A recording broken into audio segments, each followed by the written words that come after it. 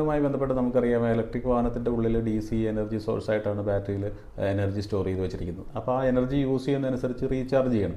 അപ്പോൾ റീചാർജ് ചെയ്യാനായിട്ട് നമുക്ക് ആശ്രയിക്കാൻ പറ്റുന്ന 2 സ്ഥലങ്ങളാണുള്ളത്. ഒന്ന് പബ്ലിക് ചാർജിങ് സ്റ്റേഷൻസ്. അവിടെ ചാർജിങ് നമ്മുടെ വാഹനത്തിന് അവൈലബിൾ ആയിട്ടുള്ള രീതിയിൽ ലഭ്യമാണെങ്കിൽ അവിടെ നിന്ന് അത് ഉപയോഗിച്ച് നമുക്ക് ചാർജ് ചെയ്യാം. രണ്ടാമത്തെ ഒരു കാര്യം എന്ന് പറഞ്ഞാൽ നമുക്ക് റെസിഡൻഷ്യൽ ഏരിയയിലുള്ള KSEB പോയിന്റിൽ നിന്ന് പ്ലഗ് പോയിന്റിൽ നിന്ന് എനർജി യൂസ് ചെയ്തിട്ട് ചാർജ് ചെയ്യാം. അപ്പോൾ ഇത് 2 രീതിയും കോമൺ ആയിട്ട് യൂസ് ചെയ്യുന്നതാണ്. അപ്പോൾ ഇതിൽ ഏത് എങ്ങനെ എന്നൊക്കെ ഉള്ള കൃത്യമായ ധാരണ വരുന്ന ഒരാൾക്ക് കുറച്ചുകൂടി എഫിഷ്യൻ്റ് ആയിട്ട് ഈ കാര്യങ്ങൾ കൈകാര്യം ചെയ്യാൻ പറ്റും.